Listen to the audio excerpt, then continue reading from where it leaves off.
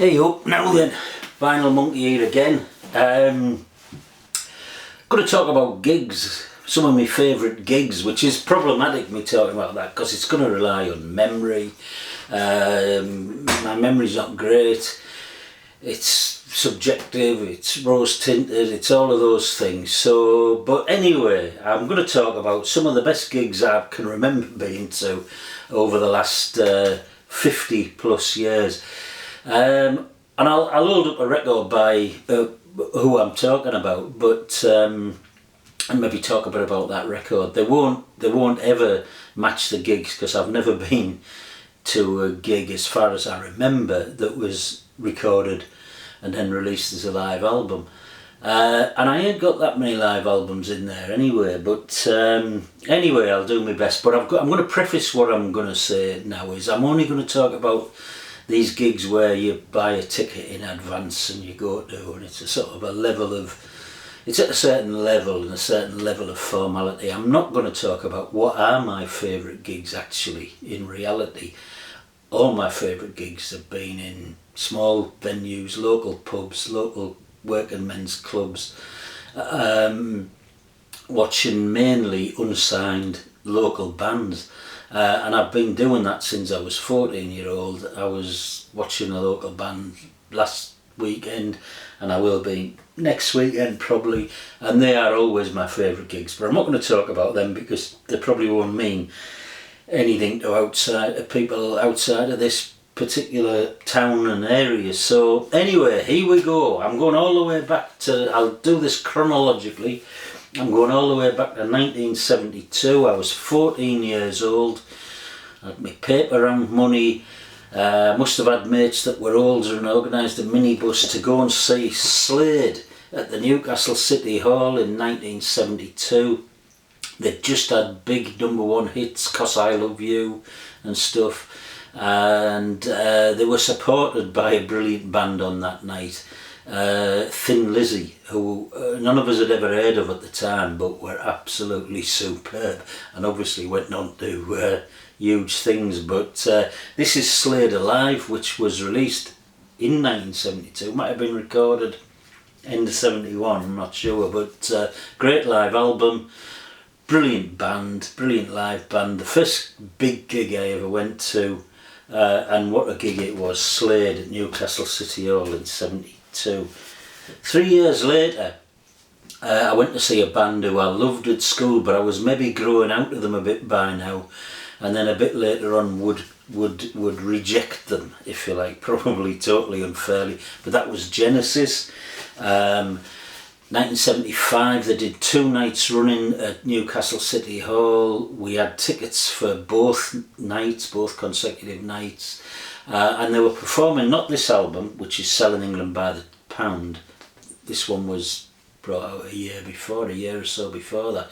They were performing their double album, The Lamb Lies Down on Broadway, which was sort of a great concept album really. Peter Gabriel was absolutely outstanding.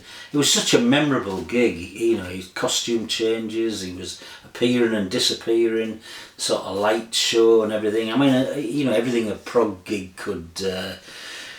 should be, if you like. But brilliant stuff, and it stuck with me. And I remember him at the end, he pulled off one of his costumes, and after the encore, and he had a Super Mac, Malcolm McDonald #9 Newcastle United shirt on under his costume. But yeah, brilliant stuff. I mean, only a year after that gig, Johnny Rotten and punk came into my life, and me and my mate in a drunken punk and frenzy smashed all our Genesis albums and Yes albums and all the others, smashed them to bits.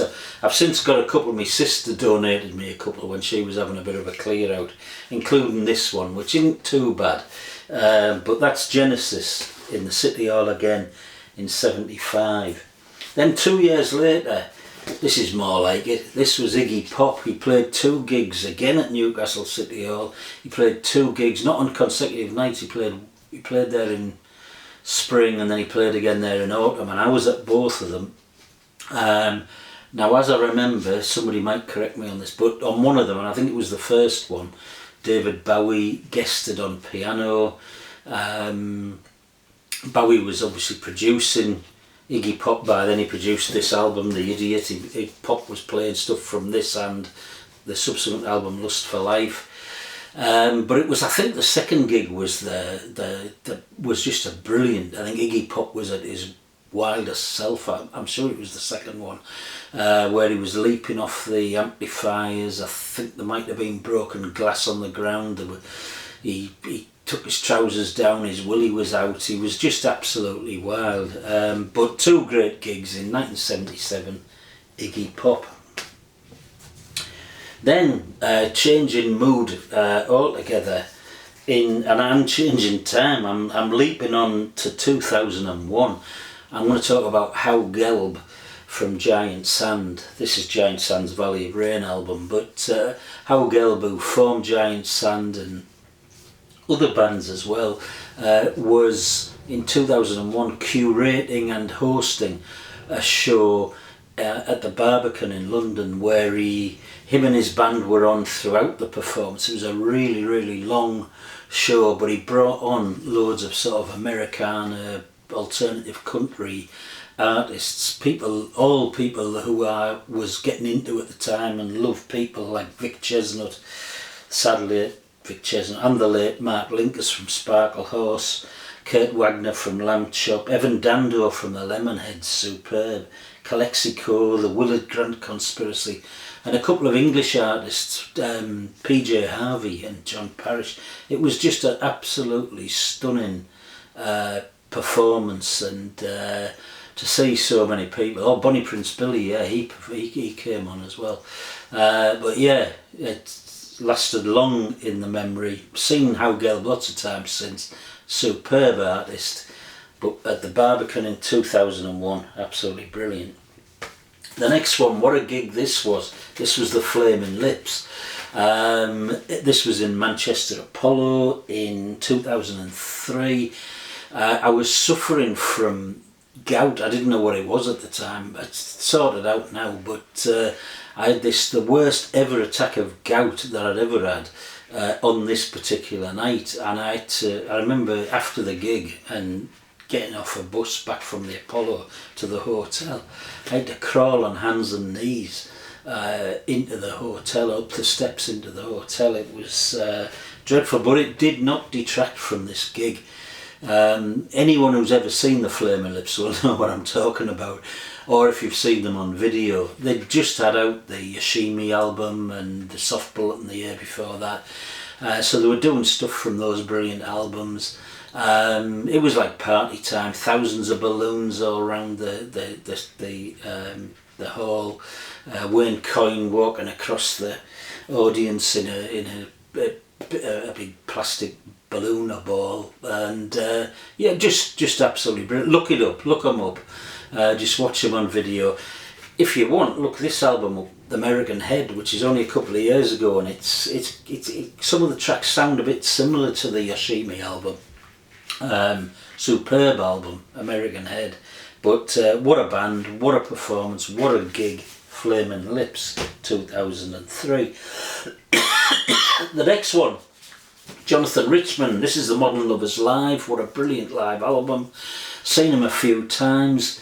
One of those performers who his genuine authenticity, his personality, he's just someone who, I don't know, you just connect with. You want to put an arm around. He seems a great personality, and every time I've seen him, he has the audience, no matter how pissed they are, how raucous they are before he comes on, just him and an acoustic guitar, he can shush a whole hall, a big place like the Shepherd's Bush Empire. I've seen him once, where he just has everyone in the palm of his hand. But the gig I'm going to talk about was actually in a tiny venue in Manchester, the Night and Day in Oldham Street, and to see someone like Jonathan Richman in a venue as small as that, oh, it was just fantastic. So Jonathan Richman, and that was back in 2004 at the Night and Day. Next one, The Only Ones, 5 years later, 2009. Only Ones who had this album and another one in the late 70s, brilliant sort of punk, post-punk, poppy sort of band, great songwriter. And we've seen them in this shitty little venue called the Duchess in York, like a concrete bunker in this sort of 1970s, 80s ugly concrete edifice. I think it's now gone, now demolished. But despite how horrible a venue it was, what a brilliant performance by Peter Perrett, the leader of the Only Ones, and his band. Except that Peter Perrett looked like it was a swan song. He'd had terrible health, drugs problems. He looked like he was literally on his last legs. I didn't think he was ever going to tour again. But after that, a few years after that, he pulled himself round. He's got off the gear. He's produced some brilliant solo albums in the last 7-8 years. But what a gig it was in the Duchess in New York in 2009, the Only Ones. A couple of years later, we're in Glasgow at the ABC to see My Morning Jacket. This is one of their later albums, Waterfall. I've only got their stuff from the early 2000s on CD, some great albums in the early 2000s. They're from Kentucky. Somewhere I read someone had called them the American Radiohead. Not sure about that, but anyway, this was a fantastic gig. It was all sort of thrashing guitars, brilliant harmonies, lots of hair and beards, bit shaking about. Just a great gig in what I thought was a really good venue, and great. We had a great weekend in Glasgow as well. Beautiful city. So that's My Morning Jacket from the gig was in 2011 at the ABC in Glasgow. A year later, one of my favourite bands, seen them loads of times. This is Wilco. This is one of their best albums, Yankee Hotel Foxtrot. But the gig I'm going to talk about was in France. It was in Paris, Le Grand Rex, which was just a stunning sort of art venue, theatre, cinema type venue with plush leather seats. It was really comfortable, and Wilco put an absolutely stunning performance, really moving. I can still almost feel some of those chord changes that make your hair on the back of your neck stand up, and Nels Cline on electric guitar, just absolutely superb. Adding to the brilliant Jeff Tweedy songs. But so that was Wilco. It was 2012 in Paris, and then staying in France the year after. We were in south of France having a bit of a sort of holiday, and just by chance seen that Patti Smith was performing at a festival called Les Nuits de Sud, Southern Nights, in a little market town, hilltop town called Vence, which is sort of inland from Cannes and Nice, one of those beautiful hilltop villages. But what a stunning performance. I mean, I talked about Richmond keep people in the palm of his hand, but Patti Smith, I think someone's at the door, sorry, that's why I'm looking like that. But Patti Smith, it's just sheer power, absolute frightening power that keeps you absolutely transfixed every time I've seen her. It's just been so powerful. But anyway, there we are. I'm going to answer the door, so if you can talk amongst yourselves for 1 minute, and then I'll go on to the last couple of gigs. Sorry. I tell you what, while I'm answering the door, I'm going to play you a bit of Jonathan Richman live. That's something. Good morning, I'm going live.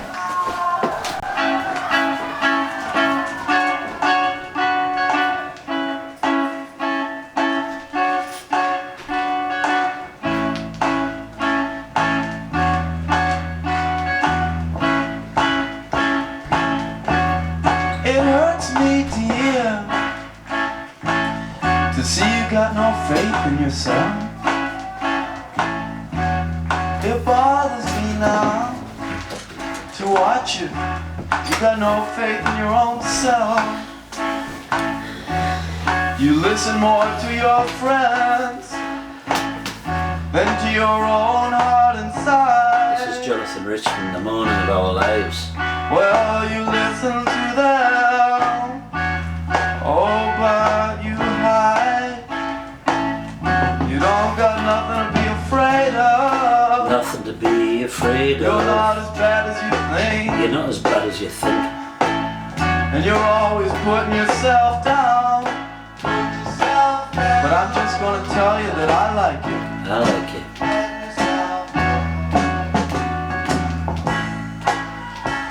Darling, you always put yourself down, but I like you. That's all I came to say. Then there's no need to think that other people can do things better than you can do them, 'cause you got the same power in you. I'll leave that playing in the background and we'll go on to the Sometimes you don't have it in yourself. last couple of my dozen favourite gigs. This guy I've talked about many times. This is Van Morrison. I've seen him more than 30 times, but the gig I'm going to talk about was seeing him back in 2019 in a tiny place. It was called the Seamus Heaney Home Place in a village called Bellachi, Seamus Heaney's place of birth, Northern Ireland. Tiny venue, 190 seats, only 4 rows, I think, or 5 rows. So to see someone like Van Morrison with that voice and that band and those songs in a tiny place like that was just stunning. And Morrison was a man transformed. You know what his reputation is, which, you know, may or may not be fair, but I don't think detracts from his art. But in this, he was relaxed, he was self-deprecating, he was humorous, tried to crack a joke or two. Yeah, brilliant. 2019, Van Morrison in Bellachi in Northern Ireland. And then lastly, it was just a couple of years ago, Nick Cave and Warren Ellis performing stuff from this album Carnage and its predecessor Ghosteen. What an artist, a consummate artist, Nick Cave, what a performance. It was in the Globe in Stockton, which has been recently refurbished, done a real good job on it. It's a big venue, 3,000 or so seats, but it didn't feel like that. It felt smaller than that, which for me is a good thing. But yeah, superb gig. Nick Cave and Warren Ellis in 2021, I think it was. And so I'll leave you with the morning of our lives. Give me one more. Your time is right now. You can do anything you set your heart on. I find this so uplifting. Brilliant. Jonathan Richman and the Modern Lovers. Of our lives. We're young now. See you next time.